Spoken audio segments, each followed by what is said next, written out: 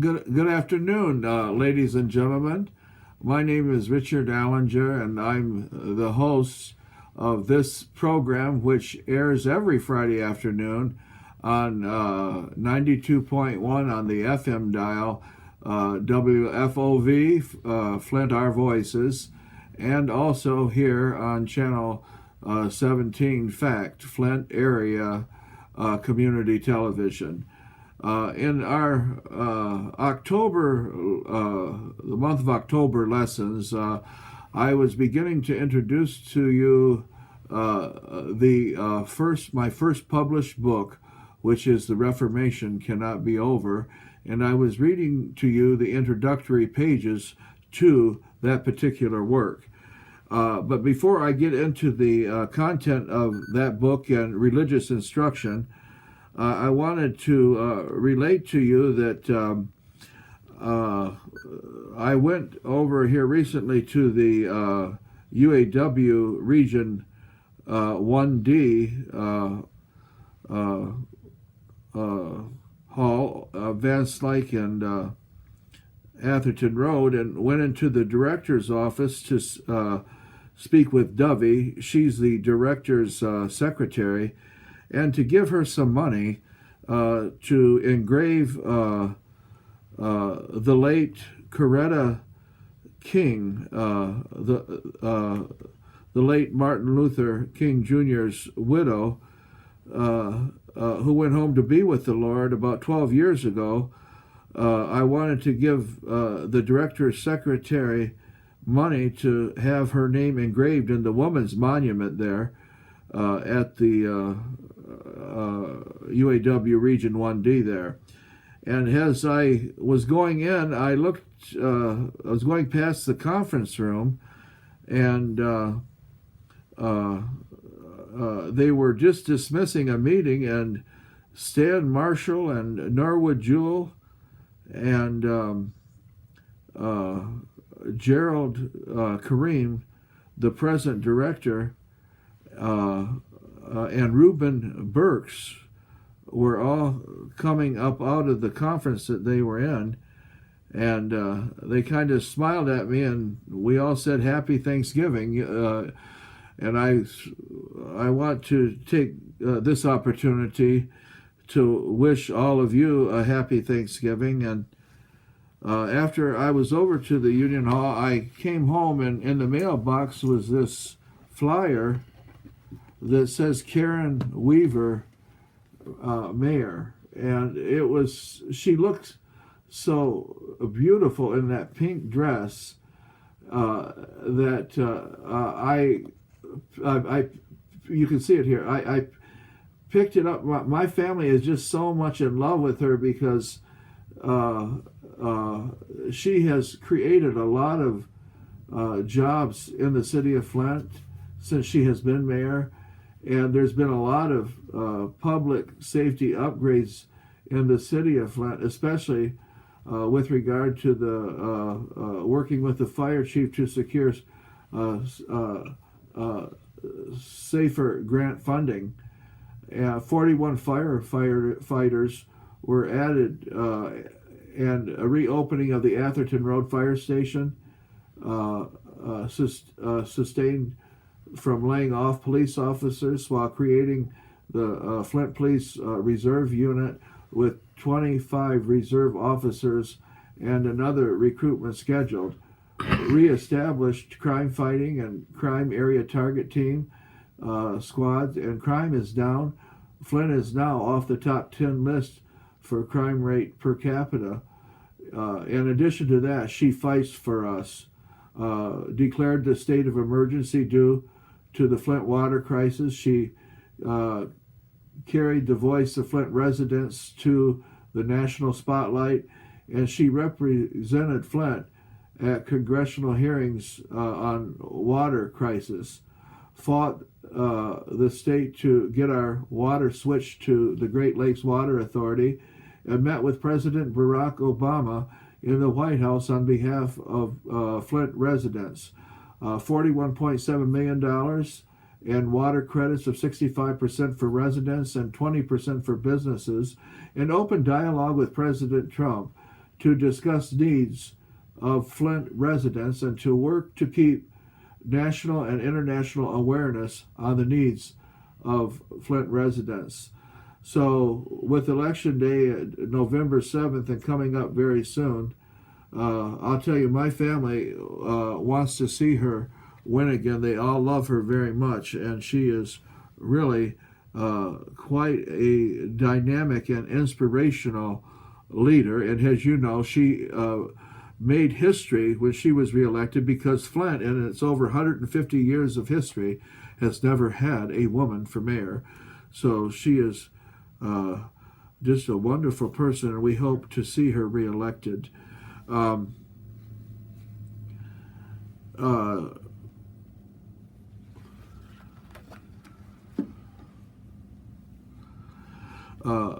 wanted to pick up where I had left off last October, when I had held up to you this picture of what says Mahatma, a highly esteemed man in India. His Mahatma Gandhi, they call him, and he has his famous spectacles on him. See his spectacles he has, and he's in prayer. And that's where I left off talking to you about him. And I told you that today, as I can find time with the restraints we have on my programming, that I would share with you some of his words with regard to Jesus Christ, because I am your church history teacher. And so what he has said is, truth alone will endure, all the rest will be swept away before the tide of time. I must continue to bear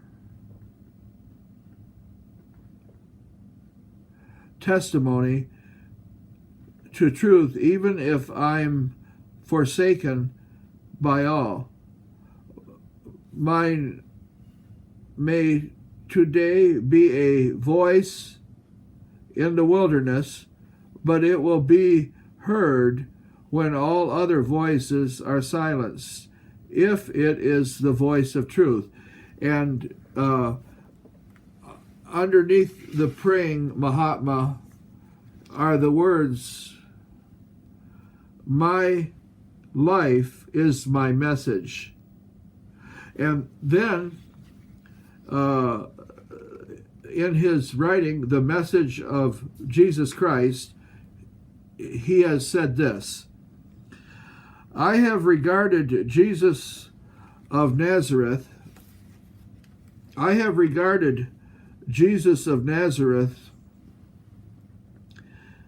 is the mightiest teacher that the world has had, and because of universal sinfulness and condemnation, a Savior is necessitated.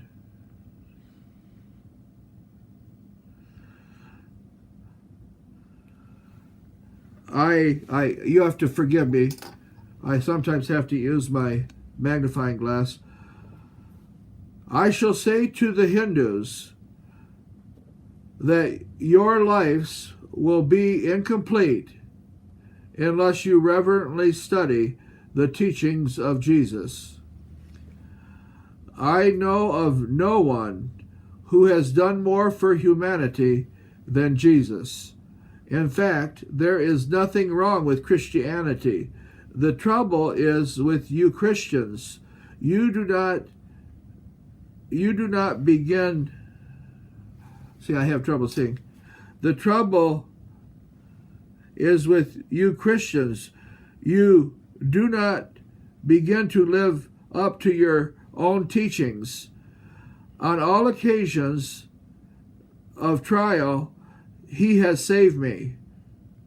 I know that the phrase God saved me has a deeper meaning for me today. And still, I feel that I have not yet grasped its entire meaning. Only richer experience can help me to a fuller understanding. Hate the sin and not the sinner is a precept which, though easy enough to understand, is rarely practiced, and that is why the poison of hatred spreads in the world. Man and his deed are two distinct things. It is quite proper to resist and attack a system, but to resist and attack its author is tantamount to resisting and attacking oneself.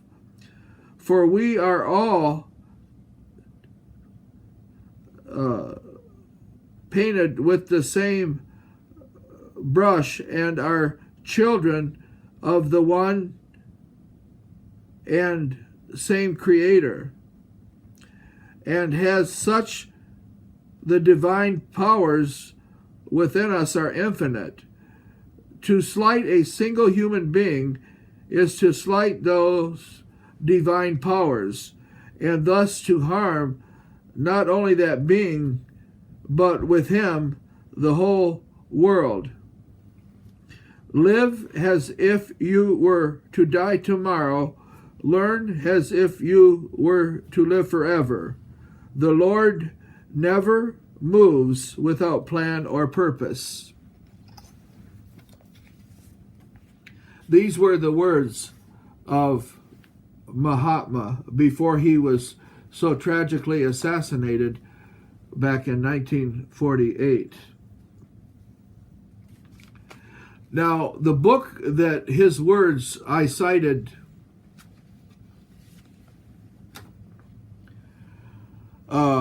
were in the introduction of my first published book, The Reformation Cannot Be Over, because this last month of October 2017, there was a free distribution of 3,000 copies translated into Urdu for Pakistan, amongst Christian colonies in Pakistan.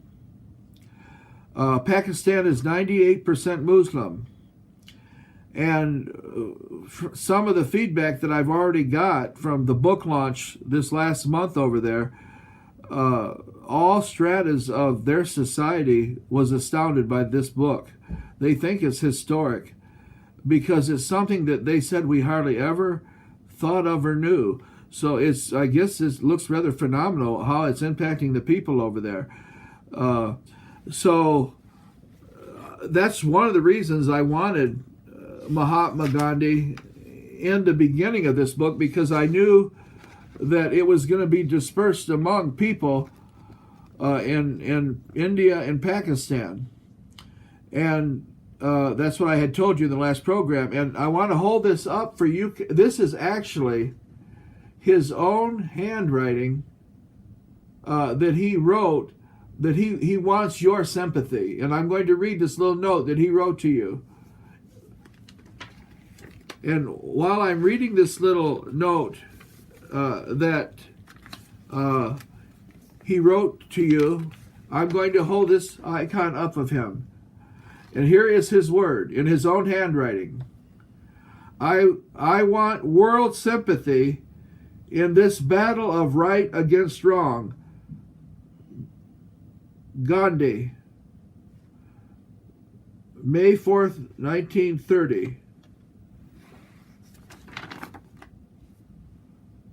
And then last program I showed you Katurba, his lovely wife, and there she was as he was seated washing Mahatma Gandhi's feet. Remember, Jesus washed the feet of his 12 and said, the greatest among you will become the servant of you all. Now this is the word of the Lord. Okay, and then maybe this is why the Pakistanis were so impressed with my book, because I really kind of focused on the great words of Gandhi. Now, he has something to say about journalism, and these are his words here. I'd like to share with you, the viewing audience, today. The sole aim of journalism should be service. The newspaper press is a great power, but just as an unchained torrent of water submerges whole countrysides and devastates crops, even so an uncontrolled pen serves but to destroy. If the control is from without, it proves more poisonous than want of control. It can be profitable only when exercised from within. If this line of reasoning is correct, how many of the journals in the world would stand the test? But who should be the judge? The useful and the useless must, like good and evil, generally go on together, and man must make the choice. The true function of journalism is to educate the public mind, not to stock the public mind with wanted and unwanted impressions. Mohandas K. Gandhi. The next word that he had that so impressed the Pakistanis, seeing these words in their own native mother tongue or heart language of Urdu, he had a word to say on advertisement or advertisements. I hold that it is wrong to conduct newspapers by the aid of immoral advertisements. I do believe that if advertisements should be taken at all, there should be a rigid censorship instituted by newspaper proprietors and editors themselves, and that only healthy advertisements should be taken. The evil of immoral advertisements is overtaking even what are known as the most respectable newspaper and magazines. That evil has to be combated by refining the conscience of the newspaper proprietors and editors. That refinement cannot come through the influence of an amateur editor like myself, but will come when their conscience is roused to recognition of the growing evil, and when it is superimposed upon them by a government representing the people and caring for the people's morals. Mohandas K. Gandhi. His next word was on faith. Remember in the New Testament, of which the Muslims call the Injil, Hebrews chapter 11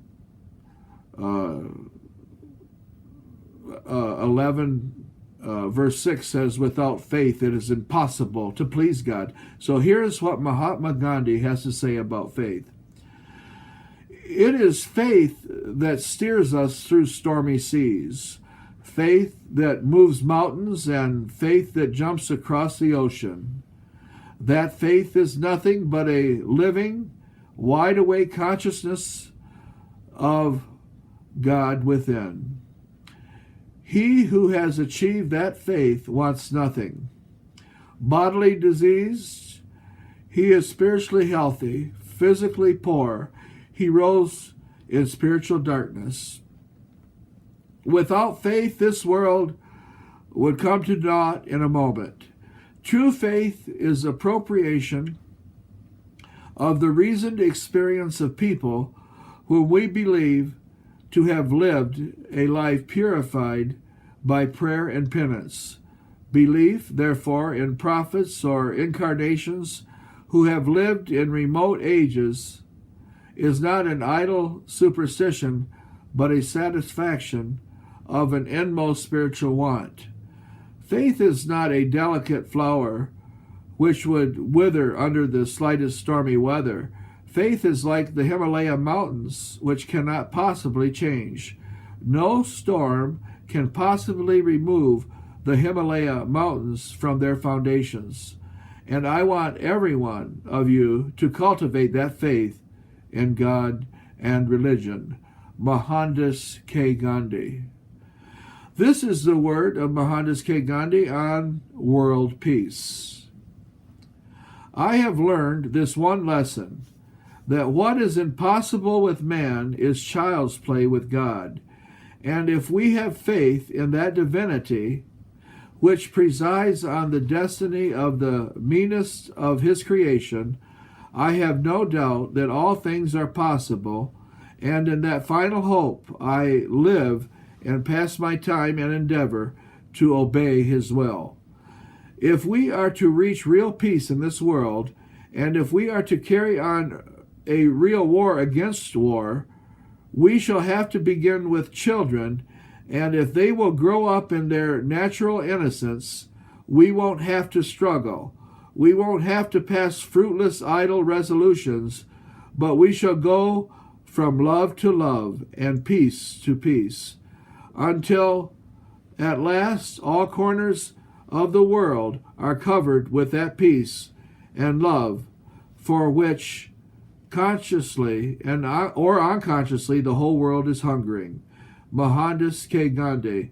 Remember again in Hebrews chapter 12 verse 14 in the Injil or the New Testament of the Holy Bible, follow peace with all men and holiness, of which no man shall see the Lord.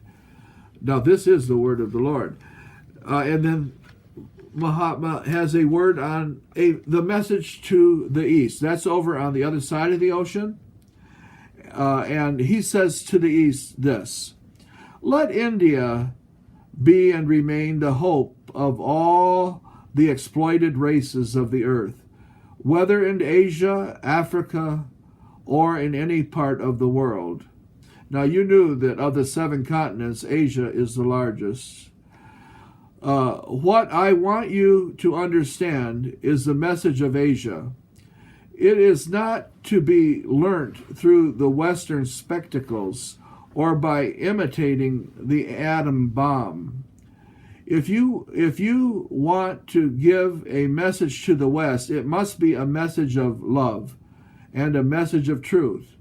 In this age of democracy, in this age of awakening of the poorest of the poor, you can re-deliver this message with the greatest emphasis. The West today is pining for wisdom. It is despairing of a multiplication of atom bombs. I remember Martin Luther King Jr. saying, our theology has outrun our technology. The other way around. Dr. Martin Luther King said in one of his great speeches before he was assassinated in 1968, our technology has outrun our theology. And by the same token, before the late, great Dr. Martin Luther King Jr., Mahatma Gandhi had said, the West today is pining for wisdom. It is despairing of a multiplication of atom bombs, because atom bombs mean utter destruction, not merely of the West, but of the whole world. It is up to you to tell the world of its wickedness and sin. That is the heritage your teachers and my teachers have taught Asia. Mohandas K. Gandhi. And then Mohandas has a few words on Christianity in the West. And this is his word. It is my firm opinion that Europe today represents not the spirit of God or Christianity, but the spirit of Satan. And Satan's successes are the greatest when he appears with the name of God on his lips. Europe is today only nominally Christian. In reality, it is worshiping Mammon, and Mammon is another name in the Bible for money. It is easier for a camel to pass through the eye of a needle than for a rich man to enter the kingdom. Thus really spoke Jesus Christ. His so-called followers measure their moral progress by their material possessions. It is a very curious commentary on the West that although it professes Christianity, there is no Christianity or Christ in the West, or there should have been no war. That is how I understand the message of Jesus. Remember what Jesus said in the Injil or the New Testament? Blessed are the peacemakers, for they shall be called the children of God. The words of Mahatma Gandhi. Now, I only have a few more minutes, and I really will have to invite you, please, the viewing audience, to please return in the next session where I can finish up these good words of Mahatma to the Pakistani and people of India in my first published book, The Reformation Cannot Be Over.